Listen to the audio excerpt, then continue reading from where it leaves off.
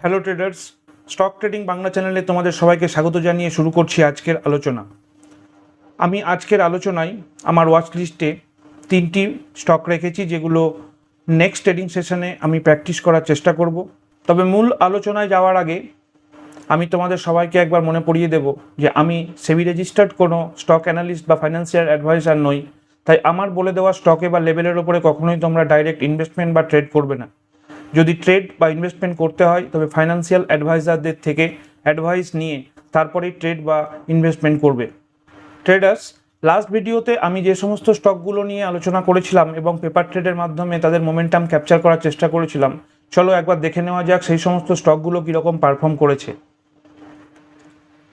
Last ভিডিওতে বলা আমাদের প্রথম স্টক ধরে নিতে পারি বাজাজ ফিনসার্ভিস, যেটি আমাদের নির্ধারিত লেভেল 1674 থেকে কিছুটা উপরে অর্থাৎ 1681 টাকা 50 পয়সায় যে আমাদের হাই অ্যান্ড হাই ছিল তার উপরেই শুরু করেছিল ট্রেডিং, কিন্তু প্রচণ্ড পরিমাণ সেলারদের চাপ থাকার জন্য স্টক নেগেটিভে ক্লোজ হয়েছিল। এরপরে আমরা যদি যাই, তারপরে আমরা দেখতে পাচ্ছি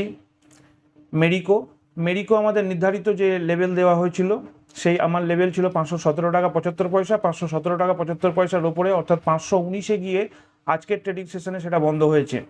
নেক্সট ট্রেডিং সেশনে আমি এর দিকে লক্ষ্য রাখবো এবং কিছুটা ওয়াচ করার চেষ্টা করব যে এর মোমেন্টাম কীরকম তৈরি হচ্ছে। এখান থেকে অনেক কিছু শেখার আছে, সেগুলো শেখার চেষ্টা করব, কারণ নিচে ভলিউম গ্যাদারিং খুব সুন্দর হচ্ছে এবং প্রাইস অ্যাকশনও খুব ভালো। তাই আশা করছি নেক্সট ট্রেডিং সেশনে এরও কিছুটা মোমেন্টাম দেখা যেতে পারে। এরপরে ছিল গেল ইন্ডিয়া লিমিটেড। গেলে আমাদের যে ট্রেডিং লেভেল দেওয়া হয়েছিল 192 টাকা 45 পয়সা এবং তার ওপরে কিন্তু যথারীতি সবচেয়ে হাই অল টাইম হাই সে ছুঁয়ে ফেলেছে 200 টাকা 75 পয়সায় আজকের ক্লোজিং হয়েছে। এবং ক্যান্ডেলের যে মোমেন্টাম তার সাথে ভলিউমের যে জেনারেশন, সেটা দেখে মনে হচ্ছে নেক্সট ট্রেডিং সেশনে এখান থেকেও খুব ভালো একটা মোমেন্টাম আমরা ক্যাপচার করতে পারবো। শিক্ষাগুলো আমাদের আগামী দিনে পথ চলতে সাহায্য করবে। একটি কথা তোমাদের সবসময় মনে রাখতে হবে যে আমরা যেহেতু সুইং ট্রেডিং করছি বা সুইং ট্রেডিং প্র্যাকটিস করছি, সেই জন্য এখানে ছোট থেকে বড় সব ধরনের প্রফিট ক্যাপচার করার সম্ভাবনা তৈরি হবে এবং সেই প্রফিট তখনই সম্ভব হবে যদি আমরা ঠিকঠাকভাবে ডিসিপ্লিন ওয়েতে এই সুইং ট্রেড প্র্যাকটিস করি এবং আগামী দিনেও এটা রিয়েলিটিতে করার চেষ্টা করি। আর আরেকটি কথা আমাদের মনে রাখতে হবে যে আমরা যেমন কোনোভাবে কোনো লোভ করব না, সঙ্গে একটি কথা সবসময় মাথায় রাখতে হবে, সেটি হচ্ছে কখনোই ফোমো এর শিকার হব না। ফোমো অর্থাৎ ফিয়ার অফ মিসিং আউট। ব্যাপারটা এরকম যে এর প্রাইস বাড়ছে দেখে আমি হঠাৎ করে এর ওপরে ঝাঁপিয়ে পড়লাম এবং সেখানে আমি প্র্যাকটিস করা শুরু করলাম, বা প্রাইস কমতে শুরু করলো বলেই আমি হট করে এখান থেকে বেরিয়ে গেলাম।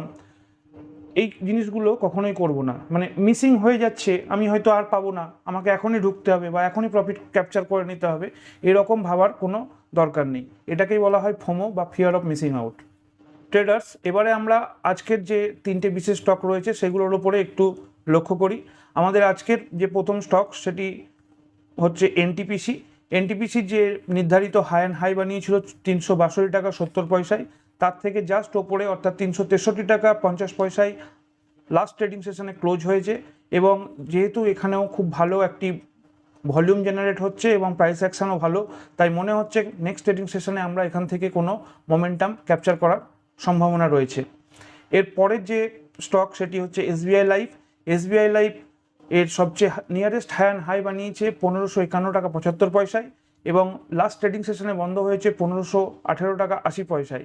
এখানেও ভলিউম ভালো থাকার জন্য আমি এখানেও খুব আশাবাদী যে এই স্টক কালকের পারফরমেন্স করতে পারে, বা নেক্সট ট্রেডিং সেশনে না হলেও তার পরের ট্রেডিং সেশনে আমরা এই পারফরমেন্স দেখতে পাবো।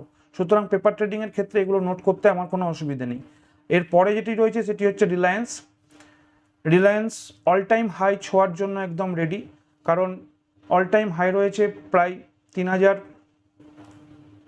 এর অল টাইম হাই রয়েছে 3024 টাকা 90 পয়সায়, এর দাঁড়িয়ে রয়েছে এখন 2971 টাকা 95 পয়সায়, কিন্তু লাস্ট যে হাই অ্যান্ড হাইটা ছিল সেটা 3011 টাকা 90 পয়সা। সুতরাং এখানে ক্রস করার খুব সম্ভাবনা রয়েছে এবং ক্রস করলে এর একটি ভালো মোমেন্টাম আমরা দেখতে পাবো। কিন্তু সম্ভাবনা বলা সত্ত্বেও আমাকে এটা বলতে হচ্ছে যে যেহেতু রিলায়েন্স একটি বড় ওয়েটেজ কোম্পানি এবং নিফটির ওপরে এর একটি বড় ভাগ রয়েছে, সেই জন্য কালকের ট্রেডিং সেশনে না হলেও অ্যাটলিস্ট নেক্সট ট্রেডিং সেশনে অথবা তার পরের ট্রেডিং সেশনে আমরা এর মোমেন্টাম দেখতে পাবো। সুতরাং পেপার ট্রেড করার জন্য এটিকে খাতায় নোট ডাউন করতে আমার কোনো অসুবিধা নেই।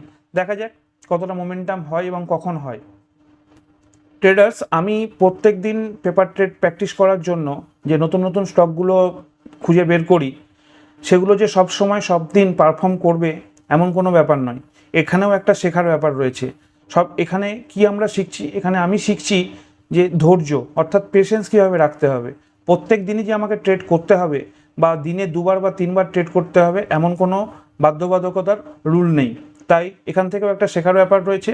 তবে পেপার ট্রেড করার ফলে একটি জিনিস পরিষ্কার হচ্ছে যে ট্রেডগুলো আজকে না হলেও কবে মোমেন্টাম দিচ্ছে এবং তার মধ্যে যে প্রাইস অ্যাকশন বা ভলিউমের জেনারেশন দেখতে পাচ্ছি, সেখান থেকেও কিছুটা নলেজ আমরা গ্যাদার করতে পারছি। ওকে ট্রেডার্স, আজকের আলোচনা ভিডিও আমি এখানেই শেষ করছি। যদি এই ভিডিও তোমাদের ভালো লেগে থাকে তাহলে অবশ্যই ভিডিও লাইক করবে এবং বাকিদের সাথে শেয়ার করে তাদেরকেও দেখার সুযোগ করে দেবে। আর চ্যানেলে নতুন হলে চ্যানেল সাবস্ক্রাইব করতে ভুলে যেও না। আজকের মতো এখানেই শেষ করলাম। জয় হিন্দ, জয় ভারত।